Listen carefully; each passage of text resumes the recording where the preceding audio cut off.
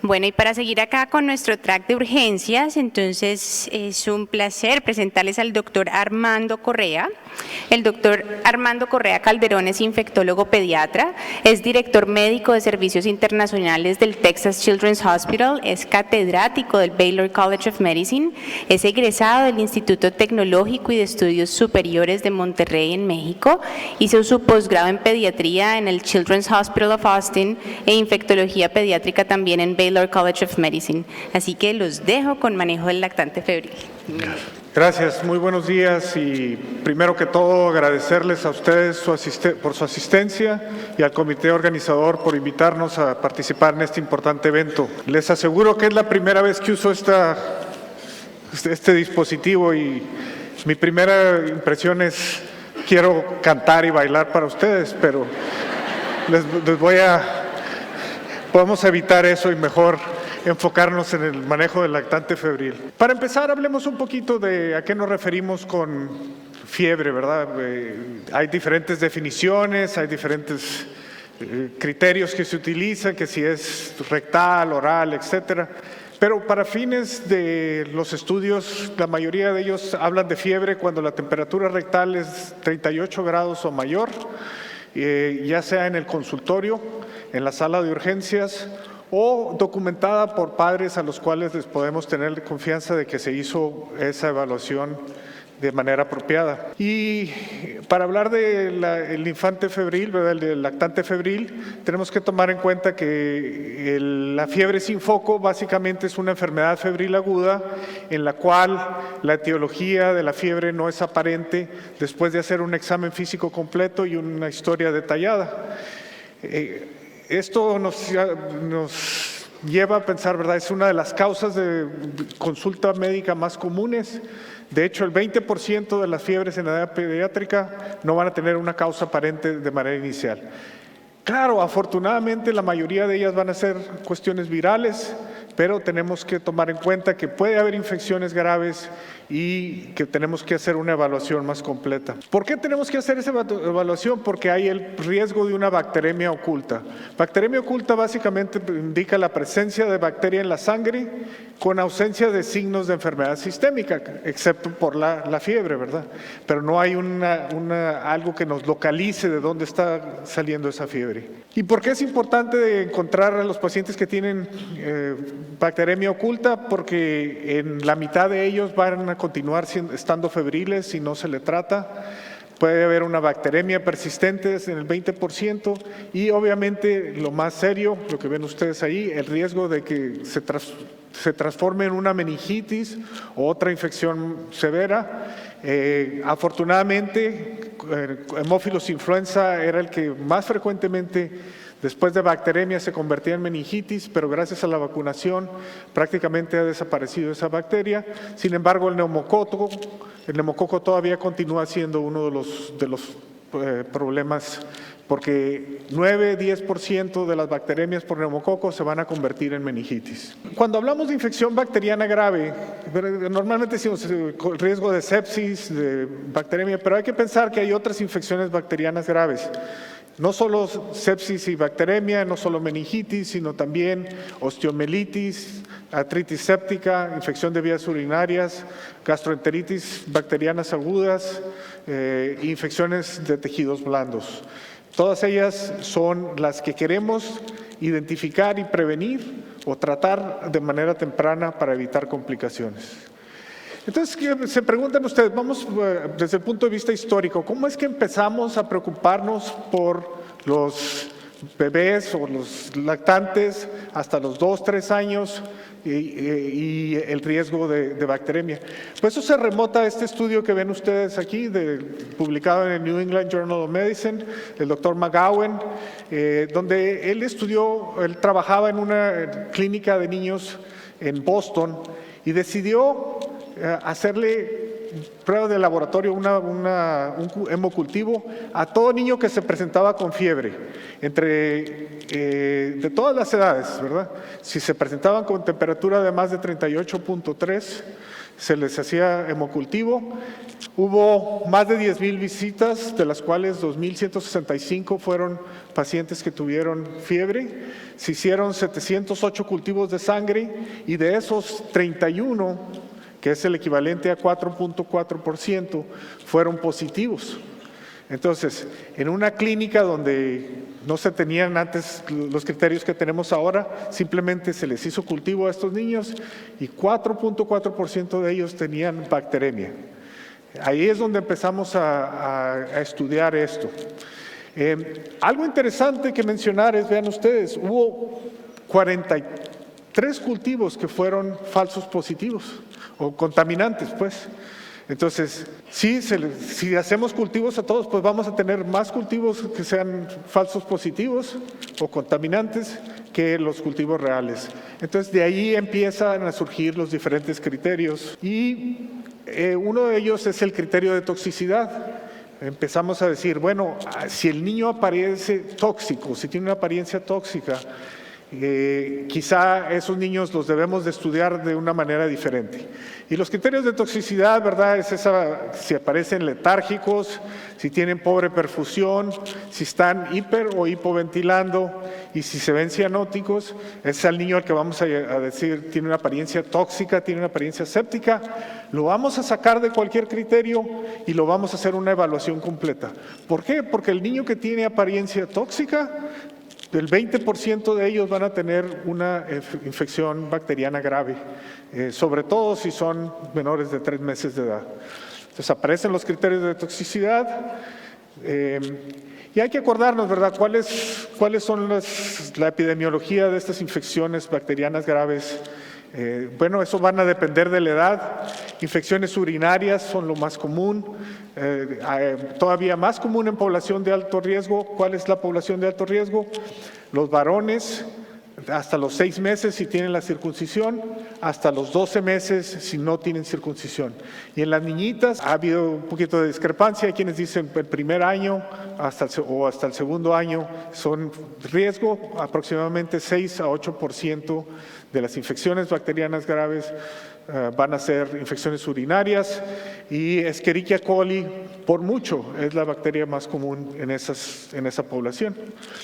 Para bacteremia oculta hay que acordarnos en los primeros 2 meses de vida, estamos hablando principalmente de flora materna que se le transmitió al bebé al momento del parto o durante el periodo neonatal. Entonces tenemos como estreptococo grupo B, Escherichia coli, Listeria, otras bacterias gram negativos. Después de los 2 meses, el neumococo, ya estamos hablando de infecciones adquiridas en la comunidad, el neumococo va a ser la bacteria más común. Afortunadamente, gracias a la vacunación contra el neumococo, hemos disminuido marcadamente el número de casos de bacteremia por neumococo. Casi un 85% de reducción, y a medida que se está ampliando la vacuna, quizá ustedes pronto oirán hablar de una vacuna contra el neumococo 15 valente o 20 valente. Entonces hablamos de disminuir aún más esta bacteria como factor de riesgo. En los lactantes menores, hablamos de los primeros 3 meses de vida, que se presentan con fiebre. Aquí ven ustedes un estudio de casi 1,300 niños en los cuales se encontró que el 8% tenían infección bacteriana severa. Hay que acordarnos de ese número, 8% en menores de 3 meses. Infección de vías urinarias fue lo más común. Como ven ustedes ahí, Escherichia coli, ya les había mencionado, es la más común. Solo un pequeño número de ellos, 6 de 77, tuvieron no solo el cultivo de sangre positivo, sino también el hemocultivo. Y ven ustedes, meningitis ocurrió en 9 de los pacientes que tuvieron infección bacteriana severa, que fue el 8% de las infecciones. Algo importante que mencionar, porque muchos de nosotros Crecimos en una época donde decíamos que la ampicilina era uno de los mejores antibióticos para utilizar en estos pacientes. En este estudio, que ya tiene casi 20 años, el 53% de los patógenos fueron resistentes a la ampicilina. Y entonces por eso hay que agregar gentamicina o hay que utilizar una cefalosporina de tercera generación. Y finalmente, hablando de esos criterios, también ustedes recordarán algo que ya tiene mucho tiempo, los criterios de Rochester, ¿verdad? Para también determinar cuáles lactantes eran de bajo riesgo. Y esto habla de buen estado general, la ausencia de enfermedad previa o de prematurez, que no haya evidencia de infección focal. Y hasta ahorita lo que hemos utilizado es la cuenta de leucocitos. Queremos que esté entre 5,000 y 15,000. Si está por abajo o por arriba de eso, se considera que está en mayor riesgo de infección. Igualmente, si la cuenta de bandas es, queremos que la cuenta de bandas esté por abajo de 1,500 y el sedimento urinario tenga menos de 10 leucocitos. Y la relación entre neutrófilos y bandas sea del 0.2 o menos. Entonces, hasta ahí teníamos esos criterios y es lo que hemos utilizado, pero verán ustedes que recientemente hubo algunas revisiones. Y ahora, ¿por qué queremos establecer cuáles son los de bajo riesgo? Vean ustedes este estudio que hizo el doctor Barov en el año 2000. Si tenemos criterios de bajo riesgo, como el criterio de Rochester, vemos ustedes que la tasa de infecciones severas en esos niños de bajo riesgo es muy baja, 0.9% de ellos, la mitad tuvieron infección de vías urinarias, un pequeño número también tuvo bacteremia oculta y enteritis bacteriana. Y si no tienen factores de riesgo, si están en ese grupo de bajo riesgo, la meningitis no ocurrió en ese estudio grande que hizo el doctor Barov. Entonces, verán ustedes que con las nuevas guías estamos tratando todavía de disminuir o detectar más de esos pacientes de bajo riesgo y evitar tener que hacerles cultivo de sangre o punción lumbar o estudios invasivos y mucho menos hospitalizarlos. Entonces, hace unos meses la Academia Americana de Pediatría publicó unas nuevas guías para el manejo del lactante febril entre 8 a 60 días.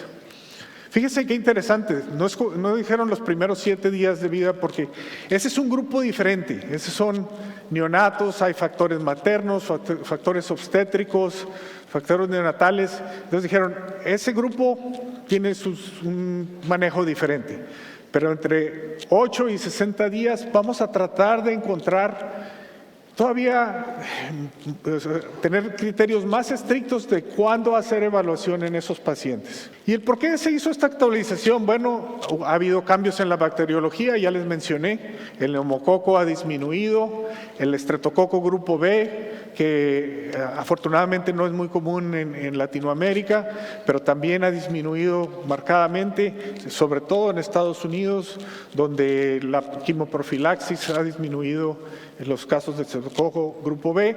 Entonces ahora Escherichia coli es el problema más frecuente.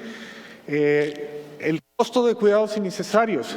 Si estamos haciendo punciones lumbares, si estamos haciendo evaluaciones en el hospital y están recibiendo antibióticos, eso lleva a un costo importante. Entonces tratar de disminuir los costos y al mismo tiempo dar una oportunidad para el mejor cuidado del paciente hospitalario, ¿verdad? Basado en evidencia, cuáles son los que se deben de admitir, qué tanto tiempo tienen que estar en el hospital, cuándo los podemos sacar del hospital. Finalmente, avances en las pruebas de laboratorio. Ustedes vieron en el criterio de Rochester, utilizamos la cuenta de leucocitos, la cuenta de neutrófilos, los neutrófilos, la cuenta absoluta de neutrófilos, pero hay pruebas de laboratorio nuevas que quizá nos ayuden a hacer el diagnóstico más temprano de los pacientes que están en bajo riesgo y es lo que les voy a platicar en los siguientes minutos.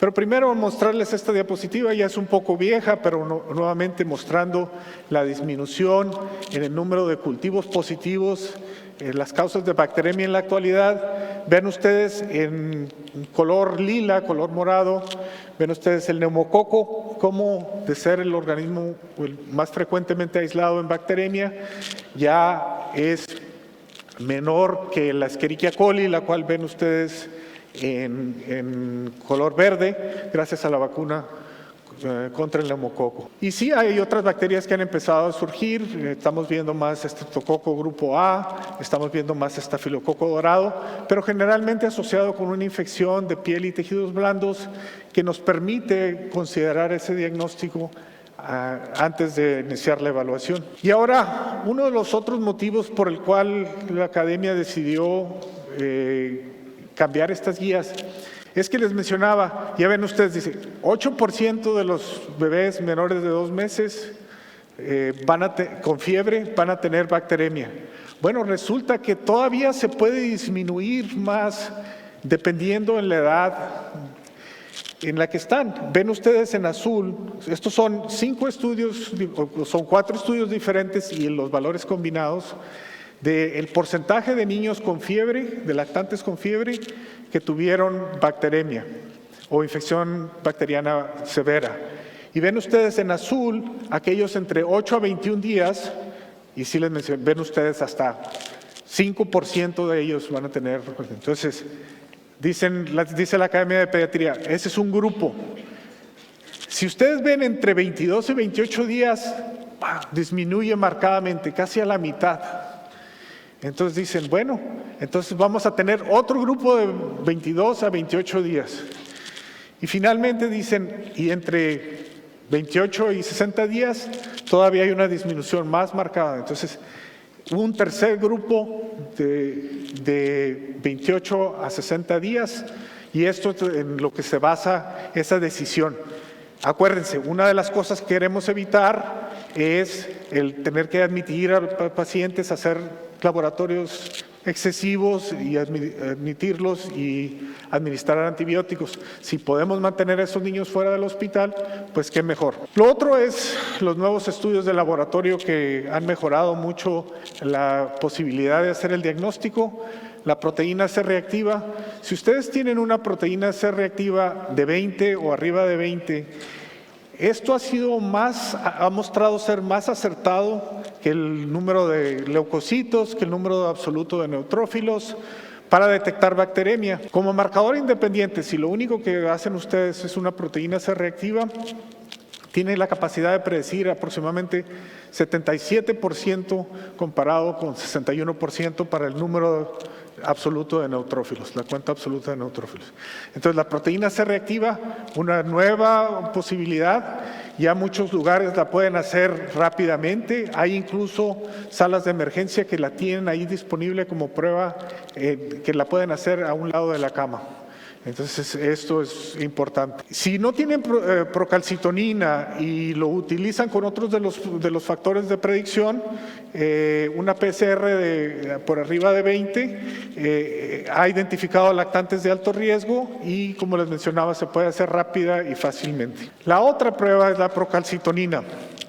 Si ustedes tienen una procalcitonina de 0.5 nanogramos o más, este es un excelente predictor independiente, es el mejor que tenemos en la actualidad y sus características son mucho mejores que las de otras pruebas que utilizamos. La procalcitonina es el primero de los marcadores en elevarse, se eleva antes que la proteína C reactiva, se eleva antes que la cuenta blanca, se eleva antes que la cuenta de neutrófilos absolutos, entonces es por lo que la estamos utilizando más.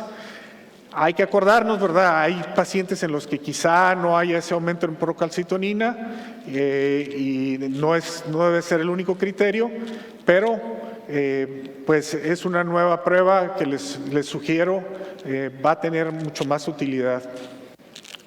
Entonces, ahora en los nuevos esquemas que les voy a mostrar, el marcador inflamatorio anormal, ¿qué es lo que se va a considerar? ¿Verdad? Ya nos vamos a quitar de la cuenta blanca el número absoluto de neutrófilos, en vez utilizar temperatura por arriba de 38.5, algo que antes no habíamos utilizado, ¿verdad? Si tenían fiebre, tenían fiebre. Pues ahora, mientras más alta sea la fiebre, aumenta el riesgo de una infección bacteriana. Si la procalcitonina está por arriba de 5 nanogramos o la proteína C reactiva por arriba de 20 miligramos por decilitro, entonces es un criterio de posible infección. Y lo único que va a quedar en las nuevas guías es el número absoluto de neutrófilos, la cuenta absoluta de neutrófilos. Pero no se decidió cuál era ese. Dijeron, en algunos estudios se hicieron con 4,000, o sea, una cuenta absoluta de neutrófilos por arriba de 4,000, otros estudios por arriba de 5,200. ¿Cuál van a utilizar ustedes? Pues ya será una decisión personal. Por eso ustedes verán en las guías que tienen ambos de esos valores. Si quieren tener un punto de vista muy cauteloso, ¿verdad? Pues yo utilizaría 4,000. Entonces, vamos a ver cómo quedaron estas guías para que ustedes vean. Entonces, la primera de ellas es de 8 a 21 días de vida. Ven ustedes, entonces, no los neonatos, de 8 a 21 días de vida.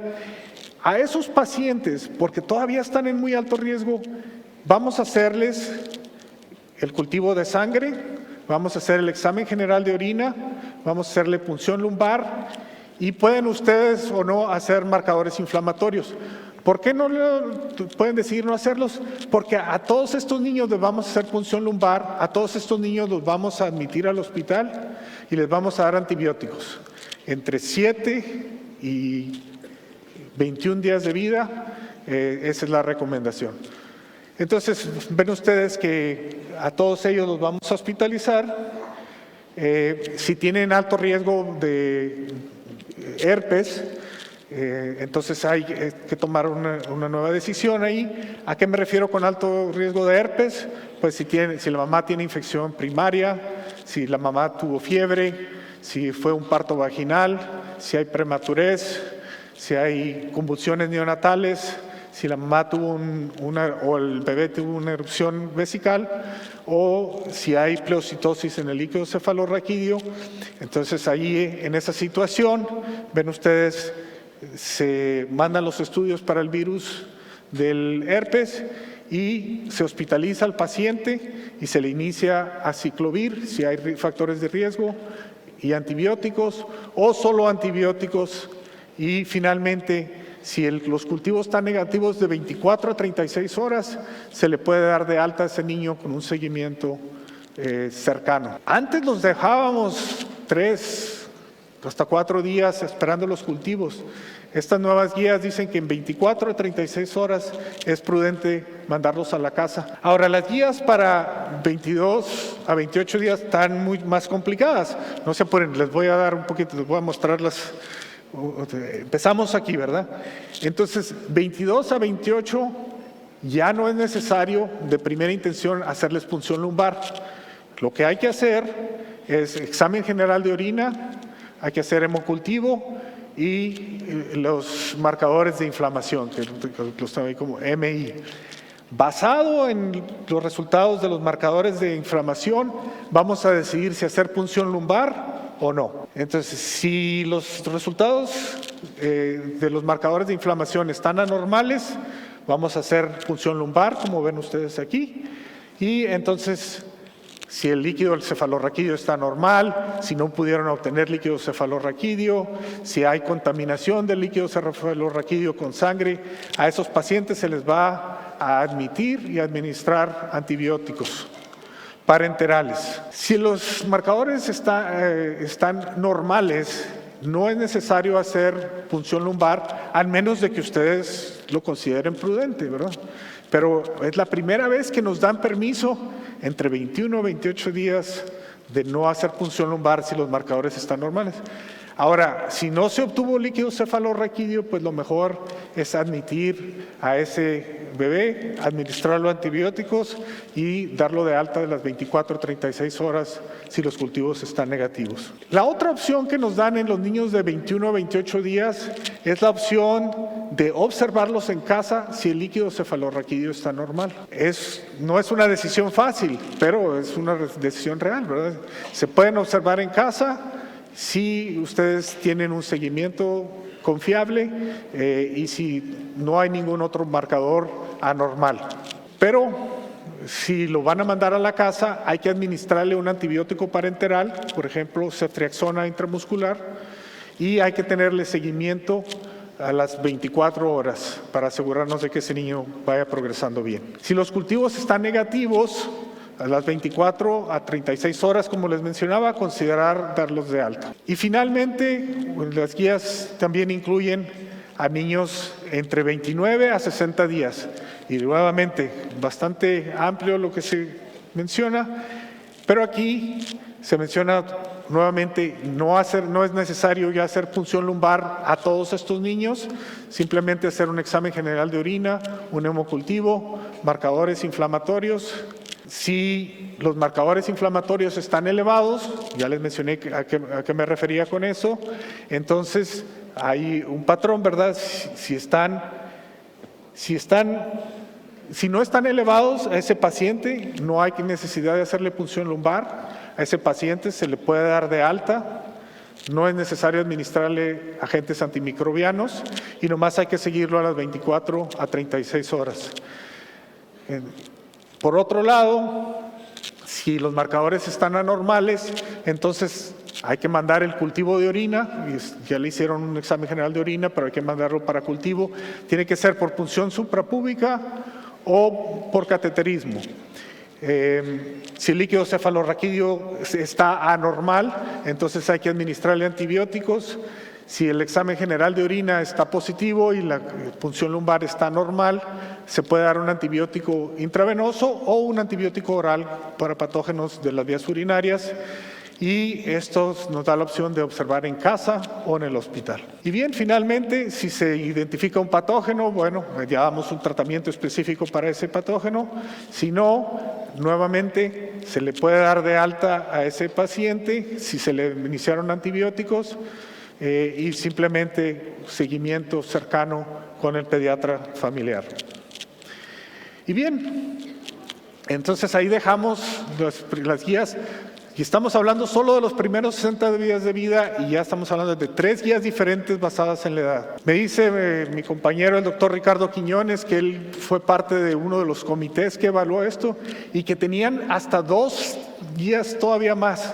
Afortunadamente, gracias a su intervención, nos dejaron nomás estas 3. Bueno, el manejo de fiebre en el niño por arriba de los 2 meses hasta los 3 años de vida, ese no ha cambiado mucho, simplemente recuerden la evaluación, biometría hemática y hemocultivo, si el paciente tiene menos de 6 meses o si no está inmunizado o si no se encuentra una causa viral. El examen general de orina se recomienda, les mencionaba, en los pacientes de alto riesgo, en los varones, en los primeros 6 meses de edad, de 6 a 12 si no tienen circuncisión, y en las niñas hasta los 2 años de edad. Y si hay una historia de infecciones recurrentes, hay que tener un bajo umbral. Las pruebas virales se pueden hacer si creen ustedes que va a cambiar el manejo. Y si el hemocultivo, si la cuenta blanca está por arriba, con un número de neutrófilos por arriba de 10,000, entonces hay que mandarlo para hemocultivo. Y finalmente una radiografía de tórax, si la cuenta blanca está por arriba de 20 a 25,000, dependiendo de la institución. A estos niños se les puede dar de alta a la mayoría con seguimiento a las 24 a 48 horas. Sobre todo si tienen vacunación contra el neumococo. La decisión de tratar va a depender, ya les mencionaba, si el número absoluto de neutrófilos está por arriba de 10,000. Una opción es darle 50 miligramos por kilo de ceftriaxona. Si el examen general de orina está positivo, pues hacer una cefalosporina de 3ª generación. Y si hay una neumonía, un betalactámico oral, como por ejemplo amoxicilina. Y pues hacerle las recomendaciones apropiadas a los padres.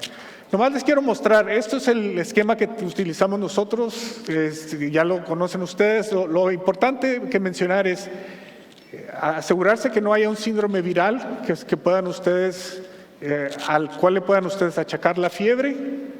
Y lo otro, considerar si el paciente ya ha recibido 3 dosis de la vacuna del neumococo. Si ya las ha recibido, entonces lo único necesario es hacer un examen general de orina si están a riesgo para infecciones urinarias, pero ya no es necesario mandar hemocultivos, cuentas blancas, etc. Y bien, pues con eso quiero agradecerles su atención y nuevamente gracias por invitarme.